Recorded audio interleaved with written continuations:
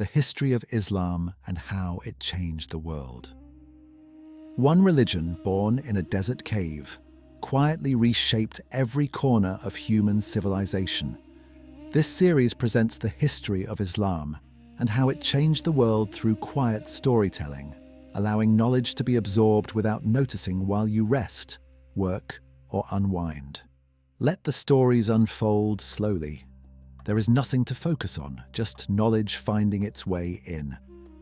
We begin not with grand armies or golden thrones, but with silence. A particular kind of silence that only exists in places where the sky presses close to the earth and the rocks hold heat long after the sun has gone. In the late 500s, the Arabian Peninsula was one of those places. A dry, unforgiving landscape dotted with trading towns and nomadic camps, where tribal loyalty was the only law that mattered. To the north, the Byzantine and Sassanid empires were locked in centuries of war, bleeding each other dry in a contest that left much of the known world exhausted. To the south, the old kingdoms of Yemen had crumbled.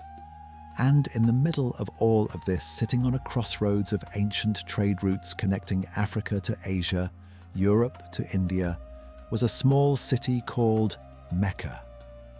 Mecca was not an empire. It had no standing army. It had no written constitution. What it had was the Kaaba, a cube-shaped sanctuary that had stood in the city's center for as long as anyone could remember. Tradition held that it had been built by the Prophet Ibrahim and his son Ismail long ago as a house of worship dedicated to one God. But by the 500s, the Kaaba had become something very different. It was filled with over 360 idols, each one representing a different tribal deity, each one drawing pilgrims from across the peninsula. Those pilgrims brought money, and money attracted merchants. And the merchants of Mecca, particularly the powerful Quraysh tribe, had built a comfortable system around this arrangement. Religion and commerce were fused together in a way that benefited those at the top and left everyone else to fend for themselves. And what a brutal world that was for those at the bottom. Slavery was everywhere. Women had almost no rights. In some tribes, fathers buried their infant daughters alive in the desert sand because they considered a girl child to be a source of shame. The strong took what they wanted from the weak, and it was considered the natural order of things. Historians call this period the Jahiliyyah, the age of ignorance, and it is not a gentle name. It is the kind of name you give to a darkness so deep that even the people living in it did not know they were lost. But something was about to change, and it would begin with one man, sitting alone in a cave on a mountain 6 kilometers from the city, searching for something he could not yet name. Have you ever noticed how the most world-changing moments often begin in the quietest places? Muhammad ibn Abdullah was born around the year 570 in Mecca. He was an orphan. His father Abdullah died before he was born. His mother Amina raised him until she passed away when he was only 6 years old.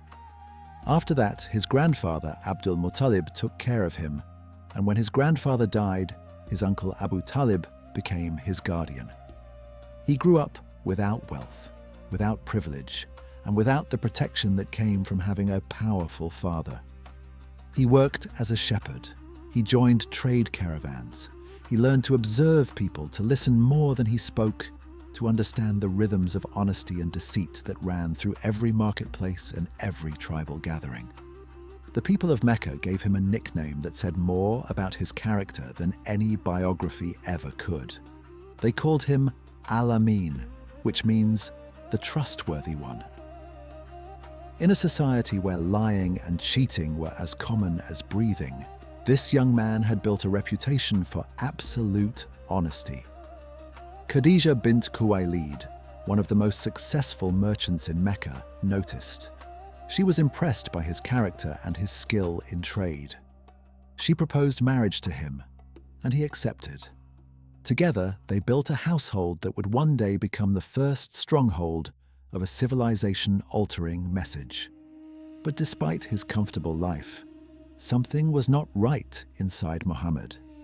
He looked at the idols in the Kaaba and felt no connection to them. He watched the strong abuse the weak and felt a deep unease that he could not shake. He began leaving Mecca for days at a time, climbing up to a small cave on Mount Nur called Hira, sitting in silence, thinking, searching. He was not running away from the world. He was trying to understand what the world was supposed to be. And then, in the year 610, on a night during the month of Ramadan, the answer came. He was sitting alone in the cave when a presence filled the space. An overwhelming force gripped him. A voice commanded him to read. Muhammad, who could neither read nor write, answered that he did not know how. The command came again, pressing harder. And then, for the third time, the words arrived, and they were unlike anything that had ever been spoken in that desert. They were the first verses of what would become the Quran.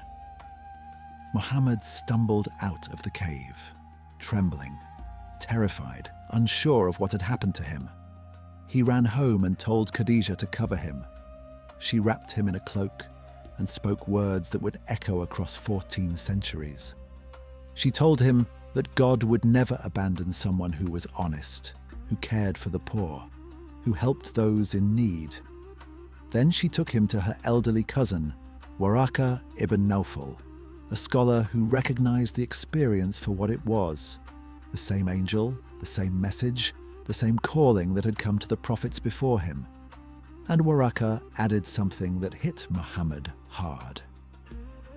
Your own people will turn against you, just as they turned against every prophet before. It is a strange and deeply human detail that prophethood did not begin with confidence. It began with fear, with shaking, with a wife's steady voice telling her husband that everything would be all right. For the next 3 years, the message spread in secret. Khadija was the first to believe. Then came Ali, Muhammad's young cousin. Then Zayd ibn Haritha, a freed servant. Then Abu Bakr, a respected merchant who began quietly inviting others. They met in hidden places, shared the new verses, and built a community that was invisible to the power structures of Mecca. These first Muslims were a cross-section of society that would have made no sense to the tribal hierarchy. Slaves and free people, rich and poor, men and women, all praying together, all equal before one God. When the call became public, Mecca reacted exactly as Waraka had predicted. The message of Islam was not just a spiritual challenge to the Quraysh, it was an economic and social threat. If there was only one God, then the 360 idols in the Kaaba were worthless, and so was the pilgrimage business built around them. If all people were truly equal, then slavery became immoral, and the social hierarchy collapsed. If women had rights, including rights of inheritance, then the entire structure of tribal wealth transfer was in question. The Quraysh understood immediately what was at stake, and they responded with escalating violence. What happened next is one of the most harrowing chapters in the history of any religious movement. Muslim slaves were tortured in the open sun. Bilal, an Ethiopian slave who had embraced Islam, was dragged out into the desert and pinned under a boulder while his owner demanded he renounce his faith. He gasped a single word over and over again: Ahad, one. The family of Yasir was tortured so brutally that Sumayya bint Khayyat became the first martyr of Islam, killed for refusing to abandon her belief. The Quraysh imposed a complete economic and social boycott on the Muslims and their allies from the Banu Hashim clan. For 3 years, they were cut off from food, trade, and social contact. They survived by eating leaves and bark. Children cried from hunger. And still, not one of them renounced their faith. Now pause here for a moment and consider the weight of that. These were not people with armies or political power. They were ordinary men and women who had found something worth suffering for. The fact that torture and starvation could not break them tells you something about the depth of what they had experienced. Whatever had entered their hearts through those early verses of the Quran, it was stronger than pain. The year 619 is known in Islamic history as the Year of Sorrow. In rapid succession, Muhammad lost two of the people who meant the most to him: Khadija, his wife, his first believer, his rock, and Abu Talib, his uncle, the man whose tribal protection had kept the Quraysh from killing him outright. Without either of them, Muhammad was more vulnerable than he had ever been.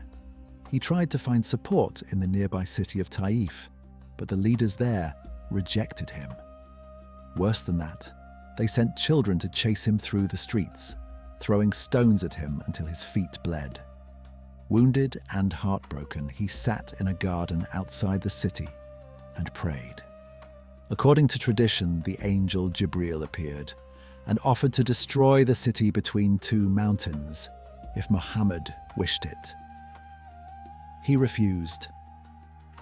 He said perhaps one day from the descendants of these people there would come those who believed. That refusal is worth sitting with. In a moment of total defeat and physical agony, the man chose mercy over vengeance. It tells you everything about the character of the message he was carrying. And then the tide began to turn, quietly, the way real change almost always does. During the pilgrimage season, when tribes from across Arabia gathered in Mecca, Muhammad met a group from the city of Yathrib, about 450 kilometers to the north. They listened. They believed. They returned the next year with more people.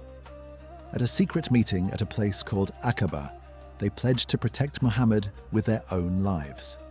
The door had opened. In 622, the Muslims began a carefully planned migration to Yathrib, traveling in small groups to avoid detection. Muhammad himself was one of the last to leave, escaping Mecca on the night the Quraysh had planned to assassinate him. When he arrived in Yathrib, the city erupted in joy. Children sang in the streets. Every family wanted to host him. His camel, Qaswa, was allowed to walk freely through the streets, and wherever it knelt, that was where the new mosque and center of the community would be built. The city was renamed Medina, the city of the Prophet, and the Islamic calendar begins from this migration, this hijrah, because it marks the moment when Islam went from being a persecuted minority faith to a functioning society. What Muhammad built in Medina was remarkable by any standard, ancient or modern. He drafted what historians call the Constitution of Medina, a document that defined the rights and responsibilities of every group in the city, including Muslims, Jews, and polytheists. Everyone had freedom of religion. Everyone shared the obligation to defend the city from external attack. Everyone was subject to the same standard of justice. Modern scholars have called it one of the earliest written constitutions in human history, and it was produced in a society that most of the world would have dismissed as backward desert nomads. He also established a system of brotherhood between the Muhajirin, the refugees who had left everything behind in Mecca, and the Ansar, the residents of Medina who welcomed them.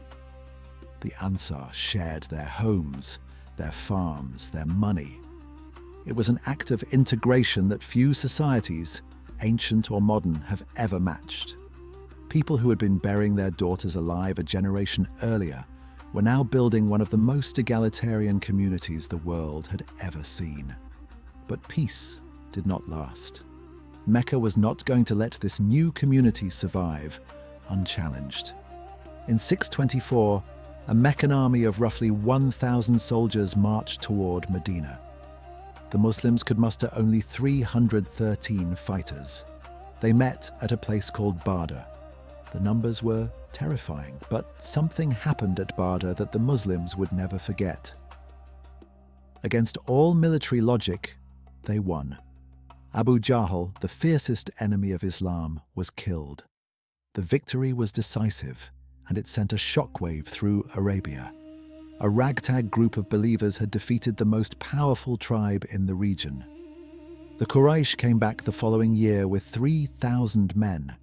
This time, at the Battle of Uhud, the Muslims suffered heavy losses after a group of archers abandoned their position prematurely.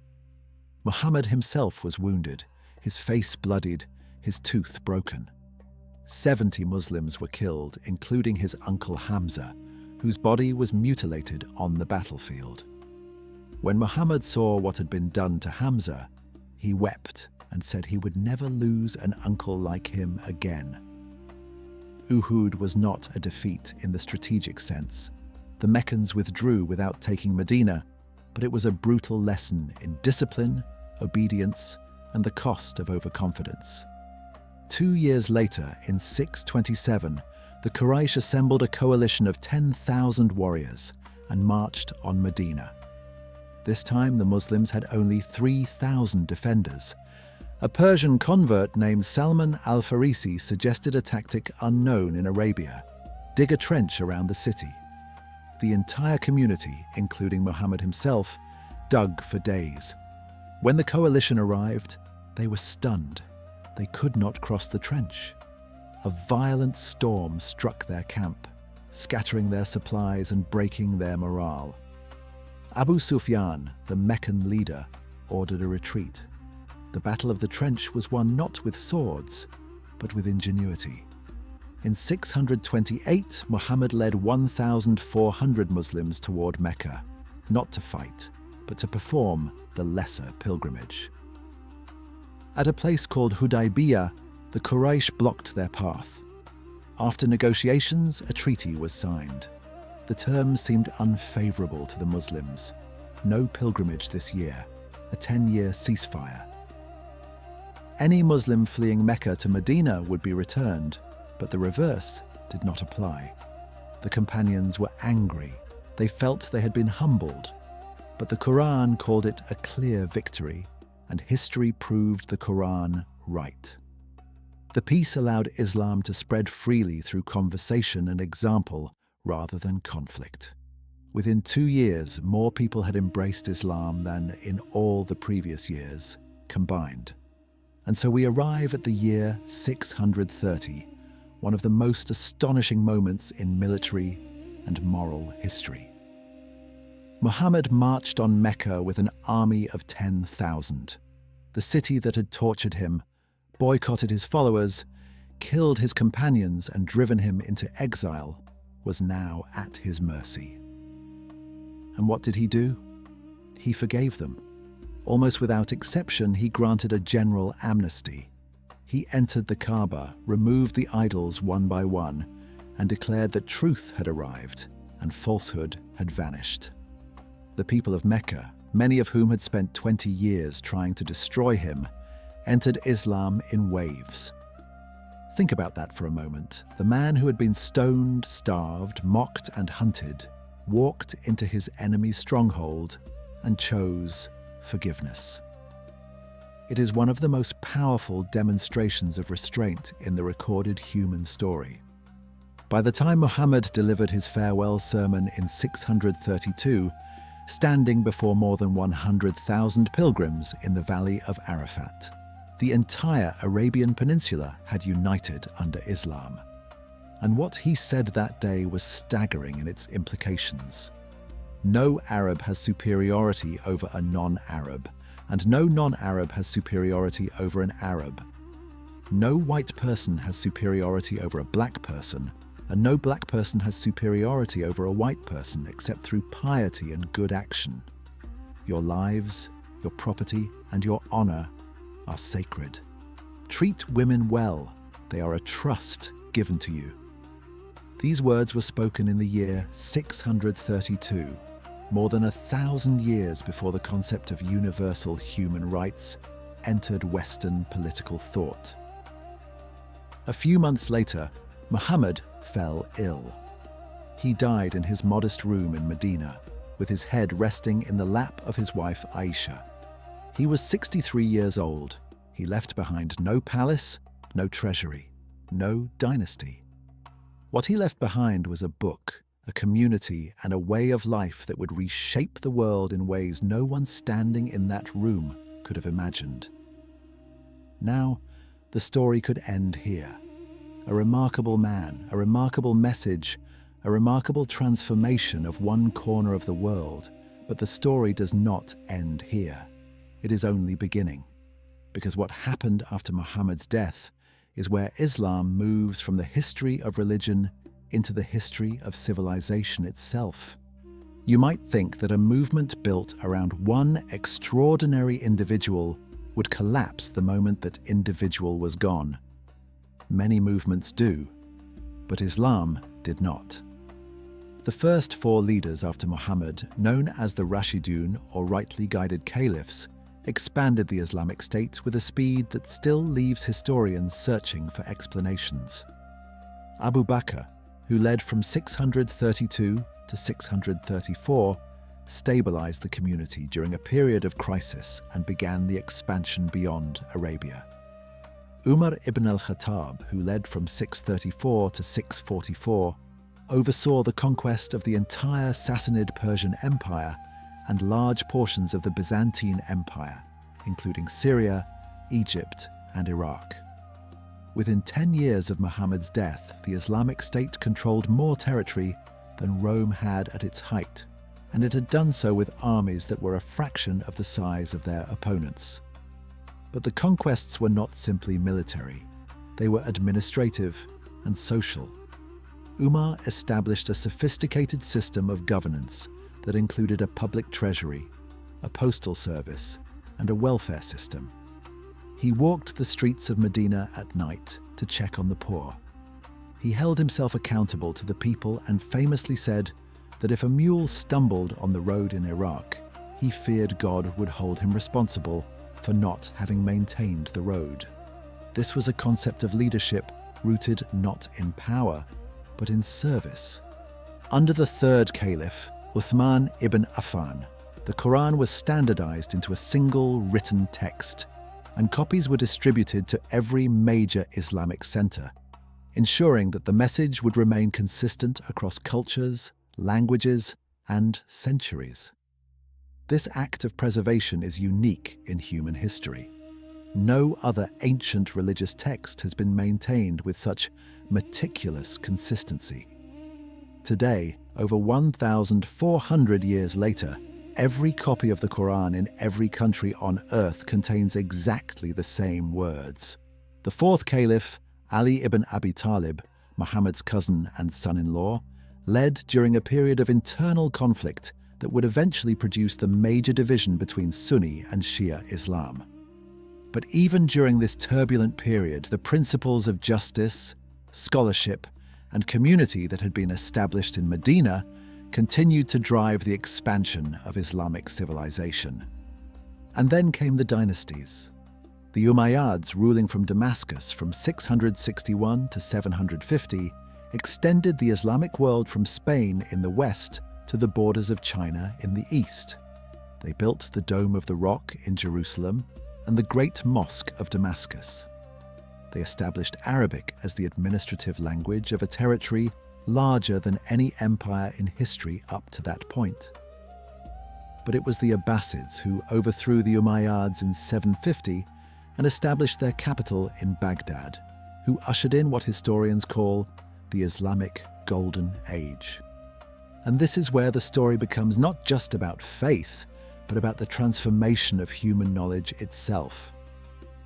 Consider this.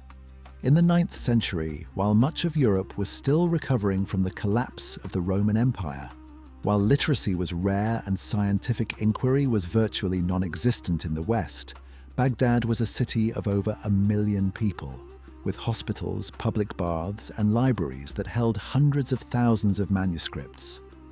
The Abbasid Caliph al-Mamun established the Beit al-Hikmah, a center of learning where scholars from across the known world, Muslims, Christians, Jews, Persians, Indians, gathered to translate, study, and expand the accumulated knowledge of every civilization they could access. The translation movement that operated through Baghdad and other cities was one of the most consequential intellectual projects in human history. Greek philosophy, Indian mathematics, Persian astronomy, Chinese papermaking techniques, all of it was translated into Arabic, debated, refined, and built upon. The works of Aristotle, Plato, Euclid, Ptolemy, and Galen, many of which had been lost to Europe, were preserved and transmitted through Arabic translations. Without this effort, much of ancient Greek philosophy and science might have disappeared forever. But the scholars of the Islamic world did not simply preserve old knowledge. They created new knowledge that would lay the foundations for the modern world. Start with mathematics.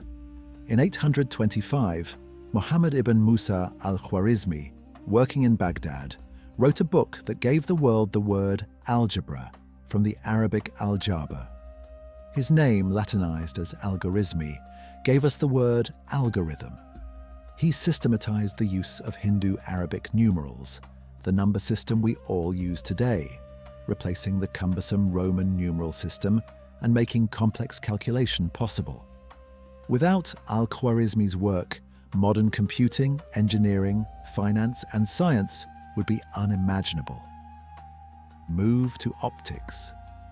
In the early 1000s, Ibn al-Haytham, born in Basra, wrote the Book of Optics, a 7-volume masterwork that fundamentally changed how humanity understood light and vision. He proved that we see objects because light reflects off them and enters our eyes, overturning the ancient Greek theory that the eyes emit rays. He developed the camera obscura. He pioneered experimental methodology, insisting that hypotheses must be tested through controlled, repeatable experiments. Many historians consider him the first true scientist in the modern sense of the word, predating Galileo and the European scientific revolution by roughly 5 centuries. His work influenced Roger Bacon, Kepler, Descartes, and Newton. Now, consider medicine. Abu Bakr al-Razi, known in Europe as Rhazes, was a physician working in Baghdad in the late 800s and early 900s who wrote over 200 books on medicine and philosophy. He was the first to distinguish between smallpox and measles based on clinical observation. He established separate hospital wards for different diseases, including dedicated wards for the mentally ill, at a time when mental illness in Europe was attributed to demonic possession. When asked to choose a location for a new hospital in Baghdad, he hung pieces of meat at different spots around the city and selected the site where the meat decomposed the slowest, reasoning that the air was cleanest there. Ibn Sina, known in Europe as Avicenna, wrote the Canon of Medicine in the early 1000s, a comprehensive medical encyclopedia that synthesized Greek, Persian, and Arabic medical knowledge along with his own clinical observations. This single book was used as a standard medical textbook in European universities for over 600 years, from the 12th century well into the 17th century. He described the contagious nature of certain diseases, advocated for the testing of new medicines through systematic clinical trials, and developed a holistic approach to health that integrated physical and psychological care. The Canon was translated into Latin in the 12th century and went through at least 35 editions. The surgeon al-Zahrawi, working in Córdoba in Muslim Spain in the 10th century, wrote the Kitab al-Tasrif, a 30-volume encyclopedia of medical practice that included detailed descriptions of over 200 surgical instruments, many of which he designed himself. He invented catgut sutures that dissolved naturally inside the body, described procedures for dental surgery, and developed techniques for cauterization. His work, translated into Latin, became the leading surgical textbook in European universities for centuries. And then there was Ibn al-Nafis, a 13th century physician in Damascus and Cairo, who correctly described the pulmonary circulation of blood, how blood flows from the right side of the heart through the lungs and back to the left side, more than 300 years before William Harvey made the same discovery in England. The Islamic world also transformed how human beings cared for the sick. The concept of the hospital as we know it today, a public institution open to all regardless of wealth, religion, or social status, providing free care funded by charitable endowments, was an Islamic innovation. The Bimaristan system, established across the Islamic world from the 8th century onward, featured separate wards for different conditions, pharmacies, medical libraries, and training programs for physicians. Baghdad's first major hospital, founded in the late 8th century, was followed by dozens of others across the Muslim world. The Great Hospital of Cairo, built in the 13th century, reportedly treated up to 4,000 patients a day. Did you know that the modern check, the piece of paper you write to transfer money, gets its name from the Arabic word sak? Beyond medicine and mathematics, Islamic civilization pioneered innovations in economics and finance that shaped global commerce. By the 9th century, Muslim merchants had developed sophisticated banking systems that allowed a check written in Baghdad to be cashed in Morocco. They used letters of credit, bills of exchange, and early forms of partnership contracts, including the mudarabah, a profit-sharing arrangement that is considered a precursor to modern venture capital. The concept of the charitable endowment, the waqf, created a system for funding public institutions, from hospitals and schools to bridges and fountains, that predated European charitable foundations by centuries. The hawala system of informal value transfer influenced the development of agency law in European legal traditions. Even the English word check derives from the Arabic sak. Islamic scholars also laid foundations in fields that would only be formally recognized centuries later. Ibn Khaldun, a 14th century North African historian and thinker, wrote the Muqaddimah, a monumental work that analyzed the rise and fall of civilizations through patterns of social cohesion, economic development, and cultural change. Modern scholars regard him as the founder of sociology and historiography. He described concepts like supply and demand, the division of labor, and the dangers of excessive taxation with a clarity that predated Adam Smith by nearly 400 years. The physical landscape of the world was also transformed. Islamic architecture introduced innovations that influenced building practices across 3 continents. The pointed arch, which allowed for taller and more elegant structures, traveled from the Islamic world into Gothic cathedrals. The dome, perfected by Ottoman architects like Mimar Sinan in structures such as the Süleymaniye Mosque in Istanbul, influenced European architects for centuries. The Alhambra in Granada, Spain, with its intricate geometric patterns, reflective pools, and carved stucco, remains one of the most admired buildings on Earth and directly influenced Renaissance and Baroque architecture. The Taj Mahal in India, completed in 1653, stands as perhaps the most famous monument to the synthesis of Islamic and local architectural traditions. The Great Mosque of Cordoba, with its forest of horseshoe arches and double-tiered columns, remains a masterpiece of spatial design. Islamic gardens, with their emphasis on symmetry, flowing water, and the recreation of paradise on earth, influenced garden design from Spain to India. The concept of the 4-part garden divided by channels of water became a defining feature of Mughal and Persian landscape architecture and can be traced in European garden traditions. Education was another area where Islam's impact was profound and lasting. The al-Qarawiyyin Mosque and Educational Center in Fez, Morocco, founded in 859 by Fatima al-Fihri, a woman who used her inheritance to build a center of learning for her community, is recognized by UNESCO and the Guinness World Records as the oldest continually operating institution of higher learning in the world. It predates the University of Bologna by over 200 years and Oxford by nearly 300. Al-Azhar University in Cairo, founded in 970, is another of the world's oldest continuously operating universities. The madrasa system that spread across the Islamic world established a tradition of structured education with curricula, examinations, and degrees that would eventually influence the development of the European university system. In Cordoba in the 10th century, the library of the Caliph contained an estimated 400,000 volumes, more books than all the libraries of the rest of Europe combined. Muslim Spain, known as Al-Andalus, became a beacon of learning where Muslims, Christians, and Jews lived and worked together in a period of relative coexistence known as the Convivencia. The translation schools of Toledo, where Arabic texts were rendered into Latin, became one of the primary channels through which the accumulated knowledge of the Islamic world flowed into Europe and helped ignite the European Renaissance. And here is where we must be honest about a connection that is often downplayed or ignored entirely.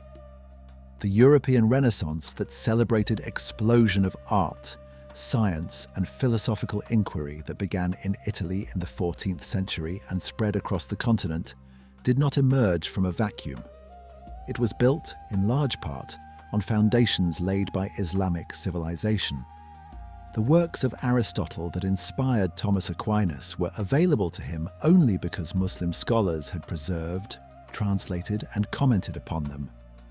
The mathematics that enabled Copernicus and Galileo to rethink the universe were rooted in the work of al-Khwarizmi, al-Battani, and Omar Khayyam.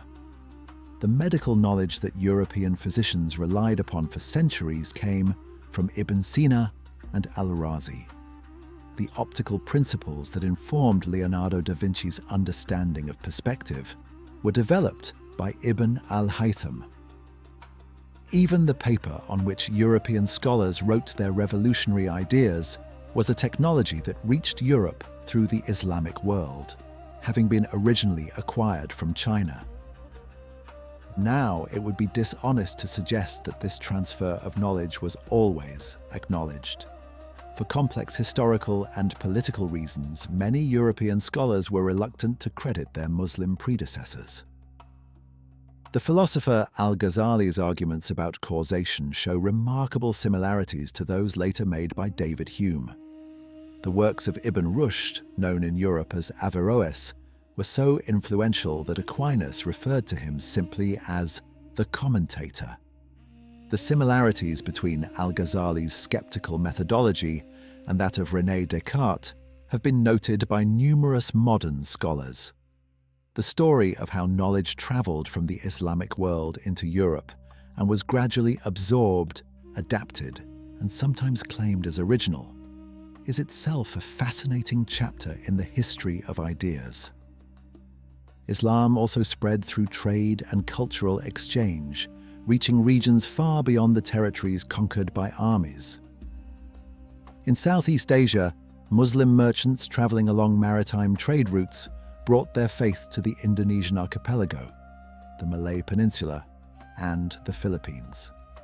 Islam took root not through conquest, but through commerce, intermarriage, and the appeal of its egalitarian principles. Today, Indonesia is the most populous Muslim-majority country in the world, home to roughly 240 million Muslims, and Islam arrived there primarily through peaceful means. In sub-Saharan Africa, Islam spread along the trans-Saharan trade routes, reaching West African kingdoms like Ghana, Mali, and Songhai. Timbuktu, in what is now Mali, became a center of Islamic learning with a university that attracted scholars from across the Muslim world. The great libraries of Timbuktu contained hundreds of thousands of manuscripts on subjects ranging from theology and law to astronomy and medicine. Islam's arrival in Africa was not merely a change of religion, It brought new systems of writing, education, law, and governance that transformed the social structures of entire regions. In Central Asia, the Silk Road carried Islamic culture, science, and trade into the heart of the continent. Cities like Samarkand and Bukhara became centers of Islamic learning and architectural beauty, producing scholars, poets, and scientists who contributed to the broader civilization. Today, Islam is the world's second largest religion and its fastest growing. As of 2020, according to Pew Research Center data, there are approximately 2 billion Muslims worldwide, representing roughly 26% of the global population. Muslims live on every inhabited continent, speak hundreds of languages, and encompass an extraordinary diversity of cultures, traditions, and interpretations. The largest Muslim populations are found not in the Middle East, but in Asia. Indonesia alone is home to about 12% of the world's Muslims. Pakistan, India, and Bangladesh collectively account for roughly a third of the global Muslim population. In sub-Saharan Africa, the Muslim population grew by 34% between 2010 and 2020.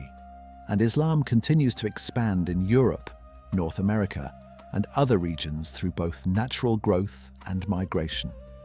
The 5 daily prayers, the month-long fast of Ramadan, the pilgrimage to Mecca, the giving of charity, these practices are followed by people from Jakarta to London, from Lagos to Los Angeles. The annual Hajj pilgrimage, where millions of Muslims from every nation on earth gather in Mecca dressed in identical white garments, erasing all distinctions of wealth, race, and nationality, remains one of the most powerful demonstrations of human unity on the planet. And so, we return to where we began. A cave on a mountainside, a man alone with his questions, a voice that shattered the silence. From that moment, a chain of events was set in motion that would unite a fractured peninsula, build a civilization that stretched from Spain to China, preserve and expand the knowledge of the ancient world, pioneer the scientific method, invent algebra and modern surgery, establish the first universities and hospitals, create systems of banking and trade that shaped global commerce, produce architecture of breathtaking beauty, and bring a message of equality, justice, and compassion to over 2 billion people across 14 centuries. It is, by any measure, one of the most extraordinary stories in human history. And the remarkable thing is that it is not over. It is still unfolding, still evolving, still shaping the world in ways both visible and invisible. There is another dimension to Islam's impact that is easy to overlook because it touches things we use every day without thinking about where they came from. Consider the simple act of drinking a cup of coffee. The beverage that fuels the modern world was first cultivated and brewed in the Islamic world, originating in Yemen, where Sufi mystics used it to stay alert during nighttime devotions. From Yemen, it spread to the coffee houses of Cairo, Damascus, and Istanbul, where it became the center of a new kind of social life. These coffee houses were places of conversation, poetry, music, and debate. They were, in many ways, the world's first public social spaces for intellectual exchange, places where people from different backgrounds gathered to share ideas. When coffee eventually reached Europe in the 17th century, it sparked the same kind of intellectual culture, and the coffee houses of London and Paris became the birthplaces of newspapers, insurance companies, and stock exchanges. Or consider the humble piece of paper. While paper was invented in China, it was the Islamic world that transformed papermaking from a closely guarded secret into a mass production technology. After Muslim forces encountered Chinese papermakers following the Battle of Talas in 751, the technique spread rapidly through the Islamic world. By the 9th century, Baghdad had paper mills, and by the 10th century, paper had replaced papyrus and parchment across most of the Muslim world. This was revolutionary. Paper was cheaper, easier to produce, and more durable than its predecessors. It made books affordable, which made literacy accessible, which made the massive intellectual output of the Islamic Golden Age possible. When papermaking finally reached Europe through Muslim Spain, it enabled the printing press, which in turn enabled the Reformation, the Scientific Revolution, and the Enlightenment. The chain of consequence stretches from an 8th century battlefield in Central Asia all the way to the modern information age. Have you ever wondered why so many of the brightest stars in the night sky carry Arabic names? If you have ever looked up at the night sky and used a star chart, you are working with a system developed by Islamic astronomers. A remarkable number of the brightest stars visible from the northern hemisphere carry Arabic names. Aldebaran, Betelgeuse, Rigel, Altair, Deneb, Vega. These names reflect the centuries during which Muslim astronomers mapped the heavens with greater precision than anyone before them. They built observatories, refined the astrolabe, corrected errors in Ptolemy's star catalogues, and developed new trigonometric methods that made celestial navigation possible. When European sailors set out on their voyages of exploration in the 15th and 16th centuries, they navigated using instruments, star charts, and mathematical techniques that had been developed in the Islamic world. In agriculture, the Islamic world brought about what historian Andrew Watson called the Arab Agricultural Revolution. Muslim farmers and botanists introduced new crops to regions where they had never been grown before, including rice, sugarcane, cotton, citrus fruits, spinach, artichokes, and saffron. They developed sophisticated irrigation techniques, including the use of underground channels called qanats, water wheels known as norias, and advanced dam construction. When these techniques reached Europe through Muslim Spain, they transformed European agriculture and diet. The word sugar comes from the Arabic sukar. Cotton derives from the Arabic qutien. Orange comes from the Arabic naranj.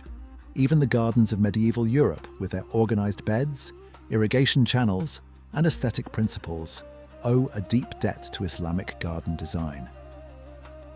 Let us pause here for a moment, because there is a pattern worth noticing.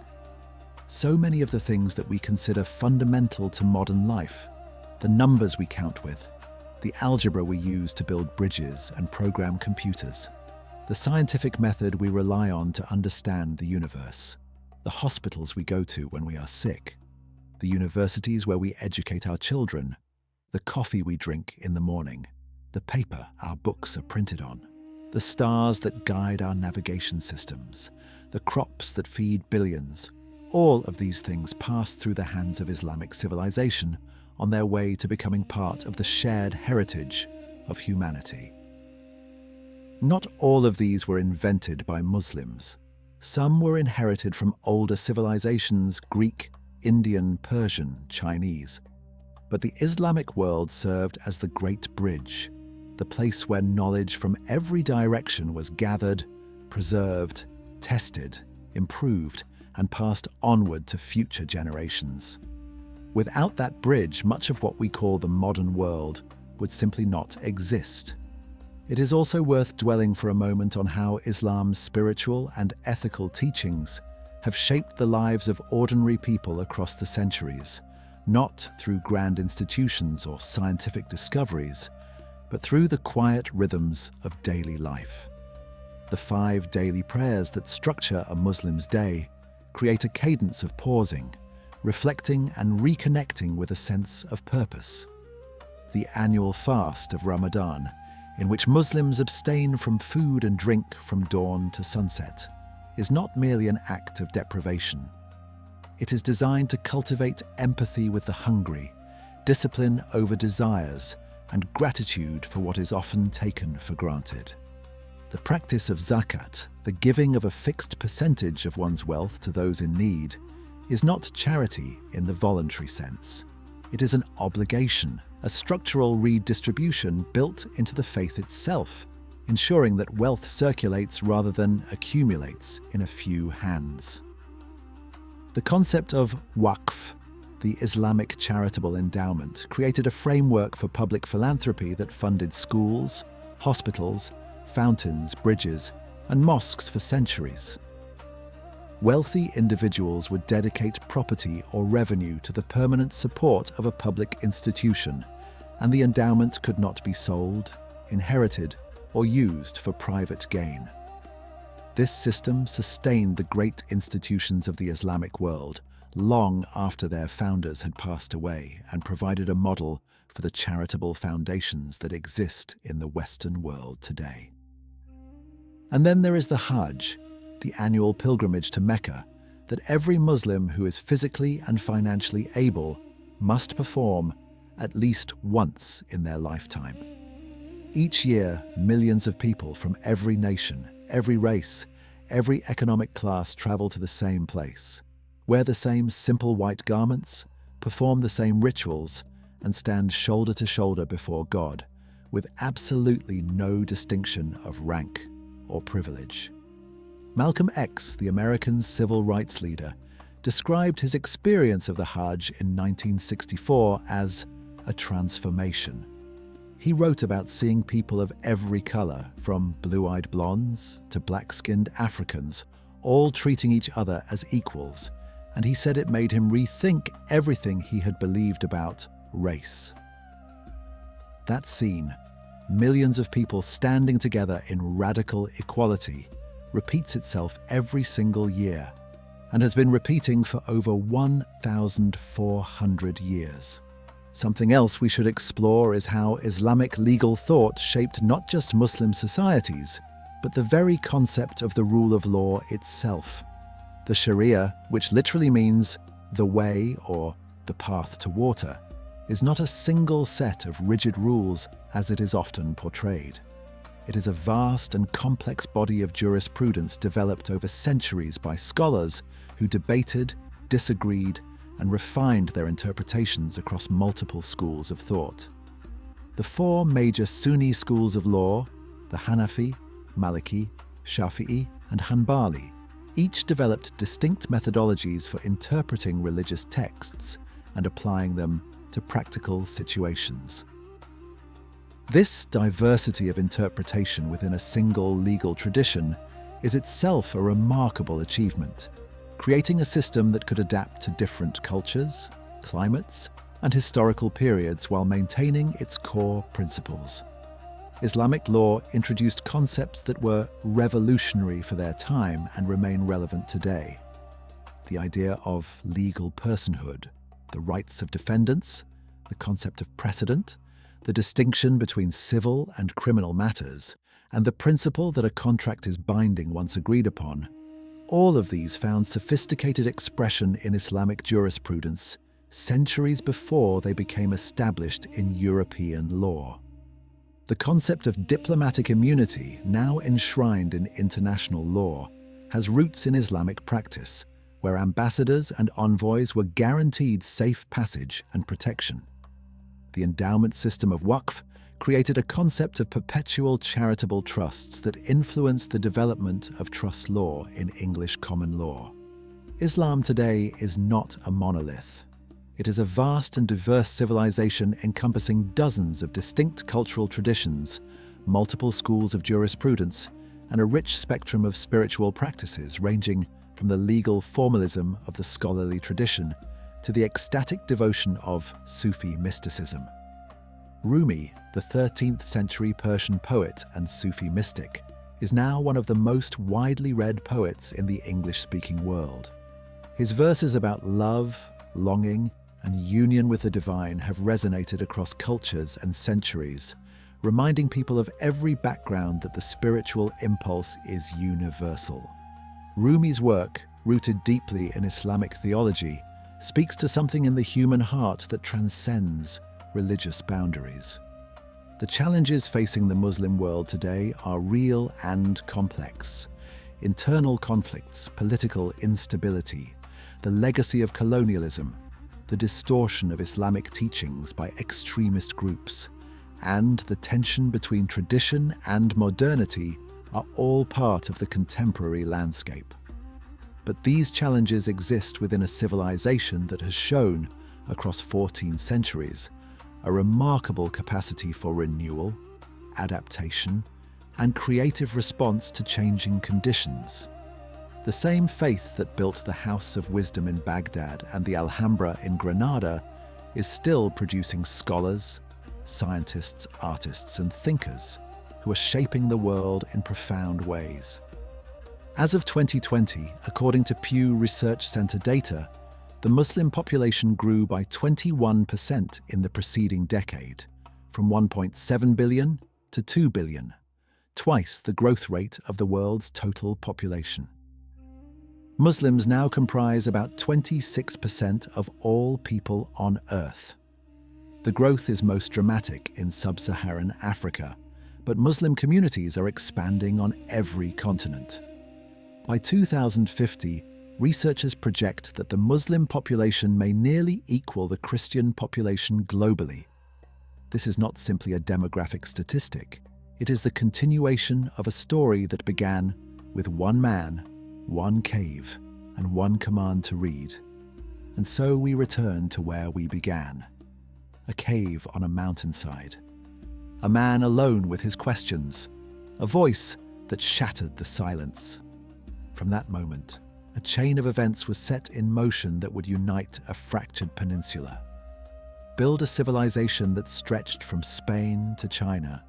Preserve and expand the knowledge of the ancient world. Pioneer the scientific method. Invent algebra and modern surgery. Establish the first universities and hospitals. Create systems of banking and trade that shaped global commerce. Produce architecture of breathtaking beauty and bring a message of equality, justice, and compassion to over 2 billion people across 14 centuries. It is by any measure one of the most extraordinary stories in human history. And the remarkable thing is that it is not over. It is still unfolding, still evolving, still shaping the world in ways both visible and invisible. If this story has sparked something in you, even a small curiosity, then it has done what quiet storytelling is meant to do. It has planted a seed. And seeds, given time and patience, have a way of growing into something far larger than anyone expected. If you found value in this, please like the video, subscribe to Forming Knowledge Quietly, and share it with someone who enjoys learning at their own pace. We will be here telling the next story whenever you are ready to listen.